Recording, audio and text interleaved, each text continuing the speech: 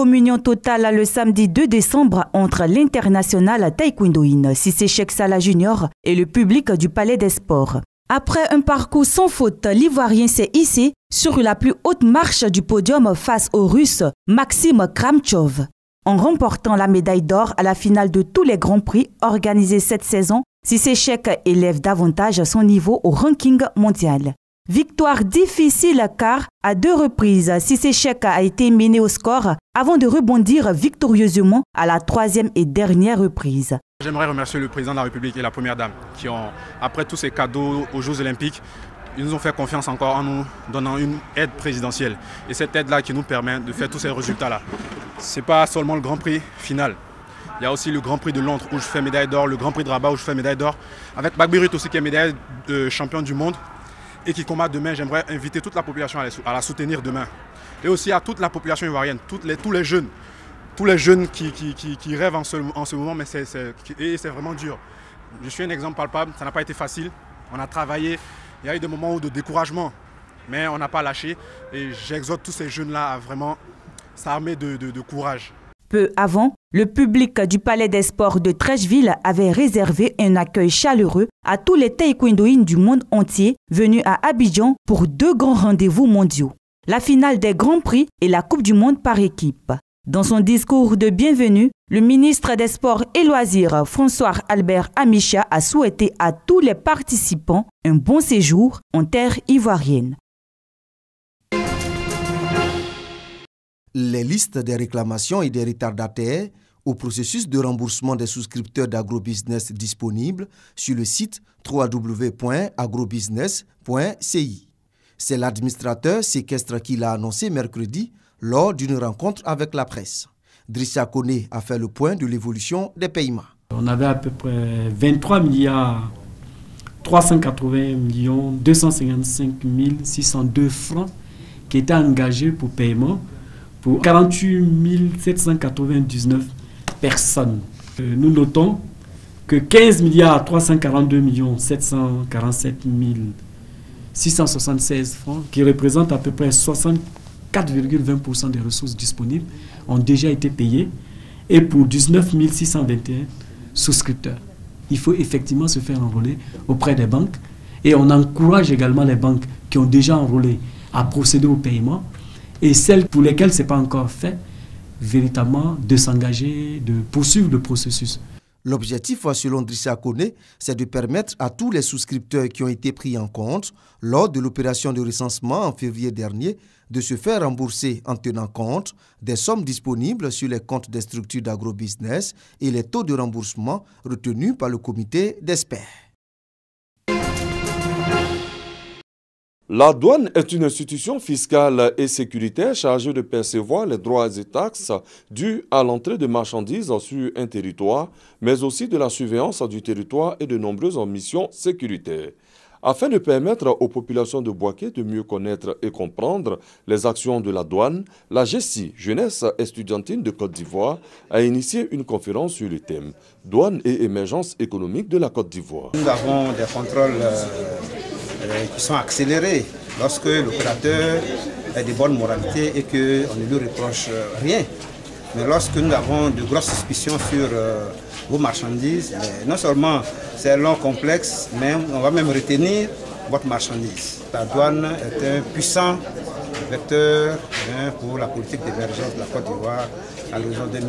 Pour faciliter et encourager les échanges commerciaux, plusieurs mesures sont prises.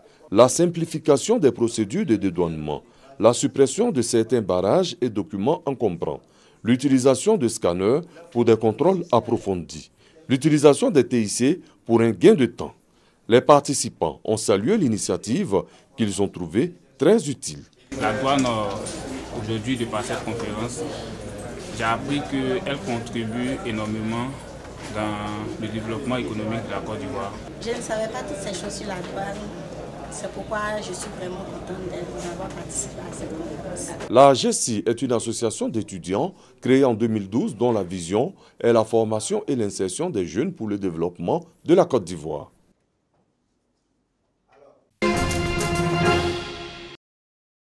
Selon la Convention de New York du 28 septembre 1954, toute personne qu'aucun État ne considère comme son ressortissant par l'application de sa législation est un apatride.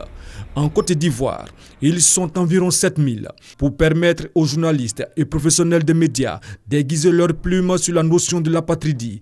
Un prix voit le jour, le prix du meilleur journaliste de lutte contre l'apatridie. L'objectif, c'est de susciter un engouement et créer une émulation certaine parmi les journalistes, les professionnels de médias, sur la question de la lutte contre l'apatridie. Pour donner une voix aux sans-voix et pour faire en sorte que l'apatridie, d'ici à l'orée de l'an 2024, soit pour nous un mauvais souvenir. Ce concours, initié par le Haut Commissariat des Nations Unies pour les réfugiés, obéit à un certain nombre de critères. Le concours commence dès maintenant. Les critères de participation, c'est 2 critères à remplir, soit être journaliste ou professionnel de médias et avoir une carte de professionnel des médias ou de journalistes. Le prix du meilleur journaliste de lutte contre l'apatridie est ouvert depuis le vendredi 3 novembre. Les lauréats seront connus le 14 février de l'année 2018.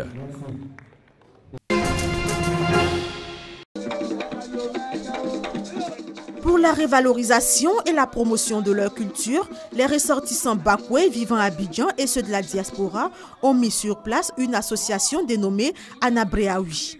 Au-delà de l'aspect culturel, Anabreaoui prône l'alphabétisation de toutes les filles et fils de leurs différentes régions et l'organisation de campagnes de sensibilisation sur les fléaux qui minent la société. La cérémonie de lancement de ces activités s'est tenue récemment dans la commune de Port-Boué. Nous savions qu'il y a une culture bakoué qui existe, mais elle manque de promotion et de revalorisation. C'est ainsi que nous avons décidé de faire la promotion de notre culture et de la mettre en valeur. À cet effet, il sera organisé un festival culturel bakoué chaque 2 ans. Un pays bakoué, nous avons accueilli tous nos frères de la Côte d'Ivoire, tous ceux qui travaillent la terre. Quand vous arrivez chez nous, toutes les langues se parlent. Une langue qui ne se parle pas se perd, se meurt. Mais une culture, un peuple sans culture aussi est un peuple qui est appelé à disparaître. Mais la culture, elle s'affirme. Nous voulons affirmer notre spécificité. Anabreaoui signifie affaire de chez nous en langue bakoué. L'association est composée de populations de la région de la Narwa, du Boclé et de San Pedro.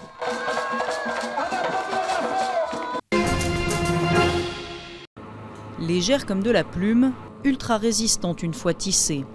Cette laine d'alpage, Jacques la travaille depuis plus de 40 ans. Avec des machines parfois centenaires, il choisit, bat, carde et file ce qui deviendra ensuite rouleau de tissu, puis rideau, veste ou pantalon. En 2006, la filature arpin est déclarée patrimoine vivant, symbole d'un savoir-faire unique qui ne tient qu'à un fil dans une industrie dévastée par les délocalisations. C'est vrai qu'on est quand même un des derniers des Mohicans. Hein. C'est encore un peu du savoir-faire qui nous reste encore un peu en France dans le textile. Pour assurer sa pérennité, l'entreprise doit former. Aucun apprenti n'a pour l'instant pris le relais de Jacques, mais à l'étage inférieur, Sarah, 24 ans, se fait sa place. Aujourd'hui responsable recherche et développement, elle a aussi appris à tisser à l'ancienne sur des engins classés monuments historiques. Travailler ici, c'est unique. On fait des nouvelles choses avec des métiers anciens et c'est ça le challenge aujourd'hui. On a un savoir-faire et ce savoir-faire, il faut le moderniser. Autrefois vendu aux montagnards, le drap de laine arpin, résistant et chaud, s'est déjà fait une place sur le marché du luxe. Mais avec des coûts de production élevés, l'entreprise cherche à séduire des clients hors de France. Il faut qu'on aille vraiment à l'export, en Asie et aux États-Unis notamment. En Asie parce qu'en fait on s'aperçoit que les Japonais, les Coréens du Sud sont fans de notre laine en fait. Il y a beaucoup de mains, beaucoup de matière, qui est un produit assez rare et exceptionnel. Et la France, le luxe, le savoir-faire, l'art de vivre à la française, on représente tout ça en fait. Trouver de nouveaux marchés, question de survie pour cette entreprise bicentenaire qui espère bien continuer à défier le temps.